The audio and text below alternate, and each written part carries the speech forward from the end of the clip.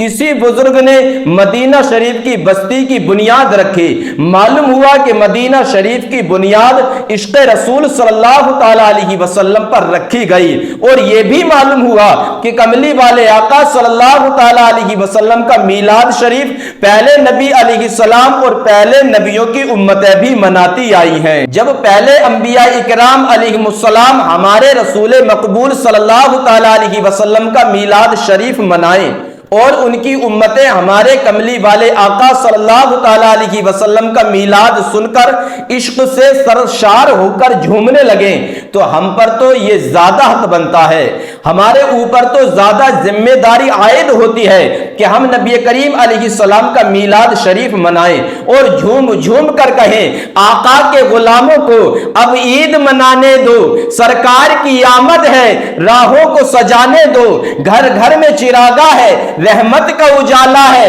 آقا کی ثنا کر کے تقدیر جگانے دو، چرچا ہے یہی ہر سو کہتا ہے یہ ہر کوئی تشریف نبی لائے محفل کو سجانے دو۔ حضرات محترم، اللہ تعالیٰ نے حضرت سلیمان علیہ السلام کو پوری دنیا کی حکومت عنایت فرمائی تھی۔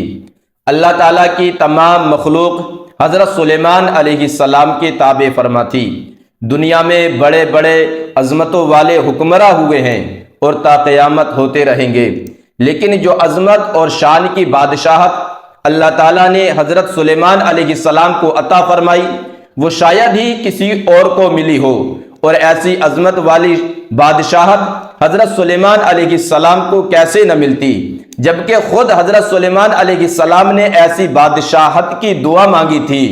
قرآن پاک میں وہ دعا آج بھی موجود ہے۔ حضرت سلیمان علیہ السلام نے اللہ تعالیٰ کی بارگاہ میں یوں دعا مانگی۔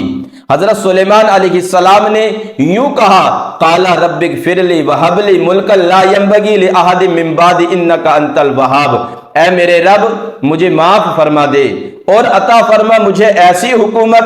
جو کسی کو میسر نہ آئے میرے بعد، بے شک تو ہی بے انداز عطا کرنے والا ہے۔ اللہ تعالیٰ کے نبی علیہ السلام نے جب یہ دعا مانگی تو یہ دعا قبول فرماتے ہوئے آپ کو ایسی ہی حکومت عطا فرمائی جو آپ کے بعد پھر کسی اور کو نہ ملی۔ وہ حکومت کیسی تھی؟ حضرت سلیمان علیہ السلام کی بادشاہی انسانوں پر تھی،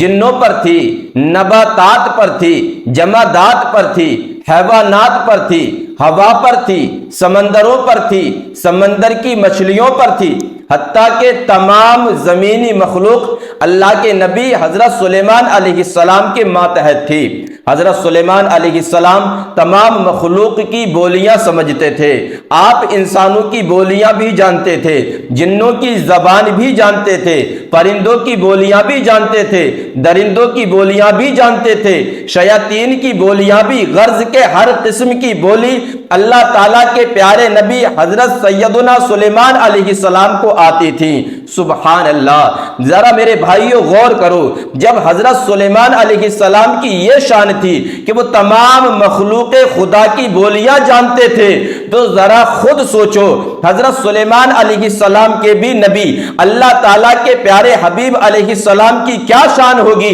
جو کائنات کے ذرے ذرے کے نبی ہیں۔ حضرت سلیمان علیہ السلام کے لیے جنات نے ایک بہت بڑا تخت بنایا تھا، کتنا بڑا کہ 3 میل لمبا، 3 میل چوڑا۔ وہ تخت سونے اور ریشم سے تیار کیا گیا۔ اس تخت کے درمیان ایک سونے کا منبر بچھایا جاتا تھا جس پر حضرت سلیمان علیہ السلام تشریف فرمایا کرتے تھے۔ اس تخت کے ارد گرد 7 لاکھ سونے اور چاندی کی کرسیاں بچھائی جاتی تھیں۔ سونے کی کرسیوں پر آپ کے وزراء اور سفراء اور چاندی کی کرسیوں پر علماء اکرام بیٹھتے تھے، اور باقی جو جگہ بچتی تھی وہاں عام انسان اور جنات بیٹھا کرتے تھے۔ جب حضرت سلیمان علیہ السلام کہیں تشریف لے جانا چاہتے تو آپ کا تخت ہوا میں ہوائی جہاز کی طرح اڑتا تھا۔ جب یہ نورانی جماعت ہوا میں تخت پر پرواز کرتی تھی تو حضرت سلیمان علیہ السلام کے حکم سے پرندے اس پوری جماعت پر پروں سے سایہ کرتے تاکہ سورج کی کرنیں اور گرمی سے محفوظ رہ سکیں۔ حضرت سلیمان علیہ السلام پوری دنیا کا دورہ اسی تخت پر بیٹھ کر کرتے، جہاں جہاں کوئی تکلیف یا پریشانی ہوتی تو اس کی تکلیف اور پریشانی کو دور فرما دیتے۔ آپ کے تخت کی رفتار اس قدر تیز تھی کہ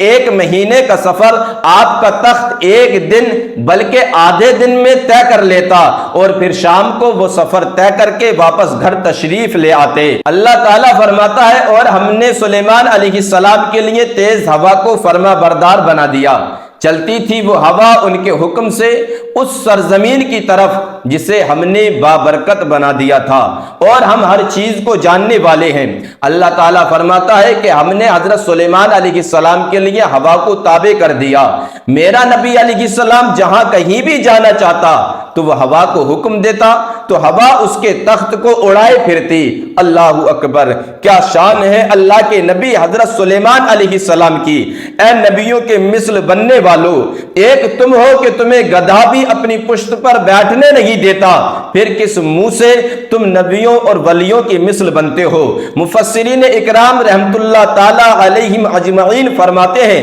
کہ اللہ تعالیٰ نے حضرت سلیمان علیہ السلام کو ایک انگوٹھی عطا فرمائی تھی۔ جب وہ انگوٹھی آپ پہن لیتے تو سارے جنات، حیوانات، پرندے، چرندے، تمام مخلوقات خدا آپ کے دربار میں حاضر ہو جاتی تھی۔ جب وہ انگوٹھی اتارتے تو دربار برخاست ہو جاتا۔ قربان جائیں اس انگوٹھی کے جس میں اللہ تعالیٰ نے اتنی تاثیر اور برکت رکھی تھی۔ اب آئیے ذرا دیکھیے اس انگوٹھی میں یہ تاثیر اور برکت کیوں تھی، اور اس انگوٹھی پر لکھا ہوا کیا تھا۔ امام المحدثین حضرت علامہ جلال الدین سیوطی رحمت اللہ تعالی علیہ اپنی کتاب الخصائص الکبریٰ میں لکھتے ہیں کہ حضرت عبادہ بن صامت رضی اللہ تعالیٰ عنہ فرماتے ہیں کہ نبی کریم علیہ السلام نے ارشاد فرمایا کہ اللہ تعالیٰ نے حضرت سلیمان علیہ السلام کو ایک نگ عطا فرمایا۔ اس نگ کو حضرت سلیمان علیہ السلام نے اپنی انگوٹھی میں جڑوا دیا تھا۔ اس نگ کا رنگ آسمانی تھا اور اس نگ پر لکھا ہوا تھا لا الہ الا اللہ محمد رسول اللہ صلی اللہ تعالی علیہ وسلم۔ گویا یہ برکت تھی نام محمد صلی اللہ تعالی علیہ وسلم کی، جس کے صدقے سے اللہ تعالیٰ نے حضرت سلیمان علیہ السلام کو تمام کائنات کی سلطنت عطا فرمائی تھی۔ ذرا سوچو تو صحیح، جب نبی کریم علیہ السلام کے نام میں اتنی برکت ہے کہ آپ کے نام کے صدقے سے حضرت سلیمان علیہ السلام کو سلطنت ملی تھی، تو ذرا خود سوچو حضور علیہ السلام کی اپنی بادشاہی اور اپنی سلطنت کتنی وسیع ہوگی۔ سبحان اللہ! حضرت سلیمان علیہ السلام کی سلطنت تو صرف زمین پر تھی، لیکن ہمارے آقا و مولا حضور صلی اللہ تعالی علیہ وسلم کی بادشاہی صرف زمین پر ہی نہیں بلکہ میرے پیارے کملی والے آقا صلی اللہ تعالی علیہ وسلم کی بادشاہی زمینوں پر بھی ہے، عرش پر بھی ہے، فرش پر بھی ہے، جنت پر بھی ہے، دوزخ پر بھی ہے، منتہا پر بھی ہے اور لا منتہا پر بھی ہے، مکا پر بھی ہے، لا مکا پر بھی ہے، تحت الثری سے لے کر سدرۃ المنتہا تک میرے کملی والے آقا صلی اللہ تعالی علیہ وسلم کی سلطنت ہے، بادشاہت ہے۔ خود نبی کریم علیہ السلام ارشاد فرماتے ہیں ہمارے آسمانی وزیر جبریل علیہ السلام اور میکائیل علیہ السلام ہیں، اور ہمارے زمین والوں میں سے دو وزیر ہیں، ایک کا نام ابو بکر رضی اللہ تعالیٰ عنہ ہے اور دوسرے کا نام عمر بن خطاب رضی اللہ تعالیٰ عنہ ہے۔ نبی کریم علیہ السلام کے اس فرمان مبارک سے معلوم ہوا کہ حضور علیہ السلام کی سلطنت زمینوں پر بھی ہے، آسمانوں پر بھی ہے۔ آسمانوں کے وزیر ہیں حضرت جبریل علیہ السلام اور حضرت میکائیل علیہ السلام، اور زمینوں کے وزیر ہیں حضرت ابو بکر صدیق رضی اللہ تعالیٰ عنہ اور حضرت عمر بن خطاب رضی اللہ تعالیٰ عنہ۔ ہاں تو یہ عرض کر رہا تھا کہ حضرت سلیمان علیہ السلام کو پوری دنیا کی سلطنت عطا فرمائی تھی اور ہوا آپ کے حکم کی منتظر رہتی تھی۔ جہاں حضرت سلیمان علیہ السلام تشریف لے جانا چاہتے ہوا کو حکم دیتے،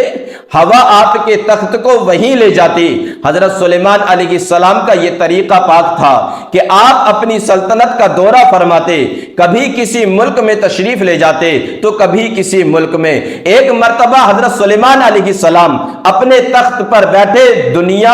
اور اپنی سلطنت کا سفر فرما رہے تھے۔ آپ کے ساتھ تخت پر اس زمانے کے انبیاء اکرام اور علماء اعظام بھی تشریف فرما تھے۔ کناروں پر جنات کھڑے تھے، تخت برابر اڑ رہا تھا۔ ایک جگہ پر پہنچ کر حضرت سلیمان علیہ السلام نے تخت کو نیچے اترنے کا حکم دیا۔ تخت نیچے اتر آیا تو حضرت سلیمان علیہ السلام نے تمام حاضرین کو حکم دیا کہ یہ تمام جنگل اور یہ تمام راستہ تمام حاضرین پیدل چل کر طے فرمائیں۔ حضرت سلیمان علیہ السلام کے حکم پر تمام حاضرین نے اور خود حضرت سلیمان علیہ السلام نے وہ جنگل، وہ راستہ جو تقریباً 7-8 کلومیٹر تھا، پیدل چل کر طے فرمایا۔ جب یہ زمین کا ٹکڑا تمام حاضرین نے پیدل طے فرما لیا تو حضرت سلیمان علیہ السلام نے تمام امتیوں کو اور تمام بزرگوں کو حکم دیا کہ اب آپ اس تخت پر سوار ہو جائیں تاکہ ہم اپنی منزل مقصود تک پہنچ جائیں۔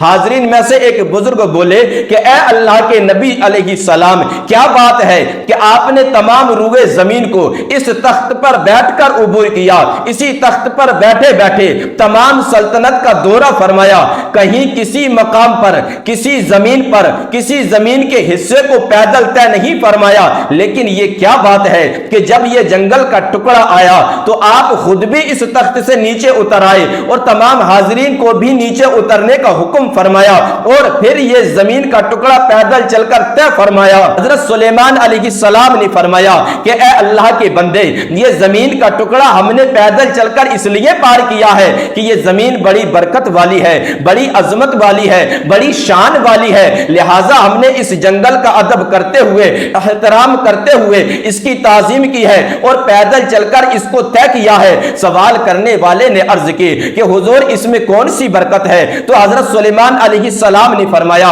کہ ابھی تو یہ جنگل ہے، ابھی تو یہ ویران جگہ ہے، لیکن یہ ویرانی آبادی میں تبدیل ہو جائے گی، یہ جنگل آبادی میں تبدیل ہو جائے گا اور اس آبادی کا نام پاک ہوگا مدینہ منورہ۔ اس آبادی پاک میں ساری کائنات کا آقا، سارے رسولوں کا تاجدار، ساری مخلوق کا شفیع، اللہ تعالیٰ کا آخری نبی، رب العالمین کا حبیب علیہ السلام اپنی زندگی شریف کے آخری 10 سال اسی بستی میں گزارے گا اور پھر یہیں ان کا انتقال ہوگا اور اسی آبادی میں ان کا روضہ شریف بنے گا۔ یہ سرزمین ساری کائنات کے لوگوں کی زیارت گاہ بنے گی۔ انسان تو انسان، فرشتے بھی آسمانوں سے اس مقام کے لیے ترسیں گے اور اللہ تعالیٰ کے حکم سے 70,000 فرشتے صبح، 70,000 شام کو فرشتے دیدار مزار مصطفیٰ علیہ السلام کے لیے حاضر ہوں گے۔ حضرت سلیمان علیہ السلام نے فرمایا اے میرے امتیوں، یہ گھر اس نبی آخر الزمان کا ہجرت گاہ ہوگا اور بڑے ہی خوش نصیب ہوں گے وہ لوگ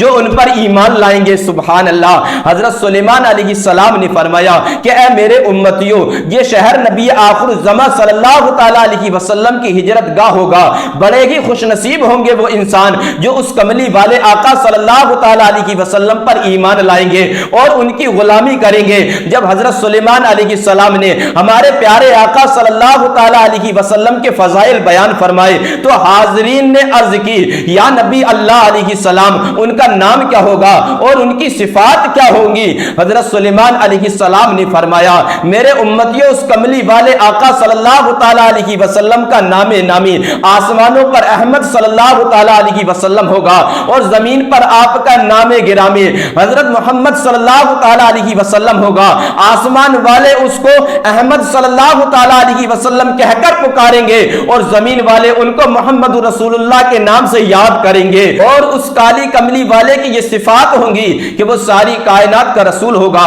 اللہ تعالیٰ کا حبیب ہوگا، ساری کائنات کا سردار ہوگا، لیکن پھر بھی عاجزی انکساری کا پیکر ہوگا۔ لوگ اسے گالیاں دیں گے، وہ لوگوں کو دعائیں دے گا، کفار اسے مجنوں کہیں گے، وہ کفار کو سینے سے لگائے گا، مشرک اسے پتھر ماریں گے، وہ ان کے لیے رحمت کی چادر بچھائے بچھائے گا۔ غرض کہ حضرت سلیمان علیہ السلام نے کملی والے آقا صلی اللہ تعالی علیہ وسلم کی تعریف و توصیف ایسی بیان فرمائی کہ سننے والے جھوم اٹھے۔ ایک بزرگ نے پوچھا کہ یا نبی اللہ وہ پیدا کب ہوں گے؟ تو آپ نے فرمایا کہ میری وفات سے تقریباً 1700 سال بعد دنیا میں تشریف لائیں گے۔ حضرت سلیمان علیہ السلام نے پھر فرمایا اب چلو اپنی منزل مقصود کی طرف۔ تو حاضرین میں سے ایک بزرگ اٹھے، وہ نبی کریم علیہ السلام کی شان کو سن کر ہمارے پیارے آقا صلی اللہ تعالی علیہ وسلم پر غائبانہ طور پر عاشق ہو چکے تھے۔ سبحان اللہ، یہ ہمارے پیارے آقا صلی اللہ تعالی علیہ وسلم کی شان ہے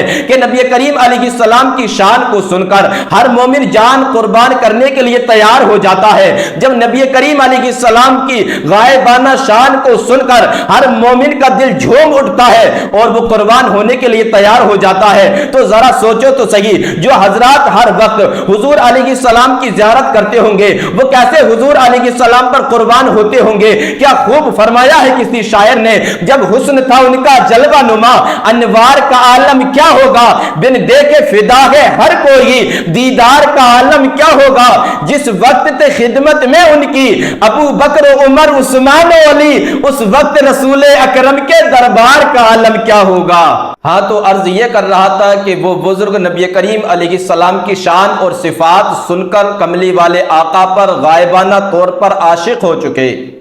تو اس بزرگ نے نہایت ہی ادب سے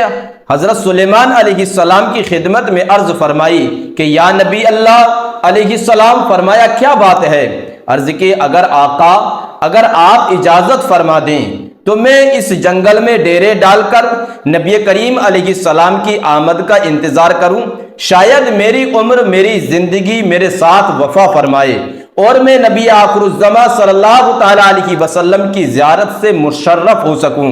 تو حضرت سلیمان علیہ السلام نے اس بزرگ سے فرمایا کہ ٹھیک ہے، میری طرف سے اجازت ہے، تم رہو، اگر تمہاری ملاقات اللہ تعالیٰ کے آخری نبی صلی اللہ تعالی علیہ وسلم سے ہو جائے تو ان کو میرا بھی سلام عرض کرنا۔ اللہ اکبر۔ حضرت سلیمان علیہ السلام تو تشریف لے گئے، لیکن یہ بزرگ اسی جنگل میں ڈیرے ڈال کر اس امید پر بیٹھ گئے کہ شاید حضور علیہ السلام کی زیارت سے مستفیض ہو سکوں، کیونکہ اس زمانے میں لوگوں کی عمریں بڑی لمبی لمبی ہوتی تھی، جیسا کہ حضرت نوح علیہ السلام کی عمر پاک 1500 سال کی تھی۔ اسی طرح اور بھی بڑے بڑے بزرگ لمبی لمبی زندگیاں پا کر دنیا سے رخصت ہوئے۔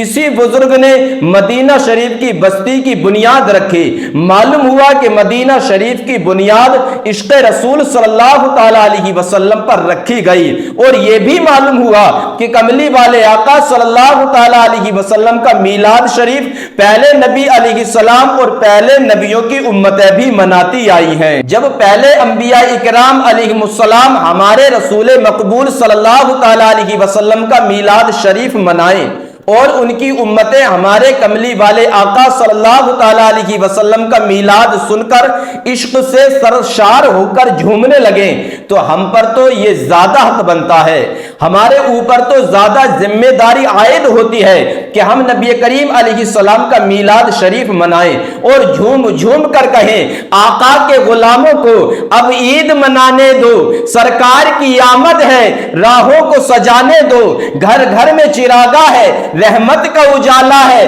آقا کی ثنا کر کے تقدیر جگانے دو، چرچا ہے یہی ہر سو، کہتا ہے یہ ہر کوئی تشریف نبی لائے محفل کو سجانے دو۔ مکہ معظمہ آباد ہوا تھا ایک قبیلے کی بنا پر جو آب زمزم کا پانی لینے آئے تھے، لیکن مدینہ شریف کی بستی کی آبادی ہوئی دیدار مصطفیٰ علیہ السلام کی بنا پر، اور پھر ایسی آبادی ہوئی کہ آج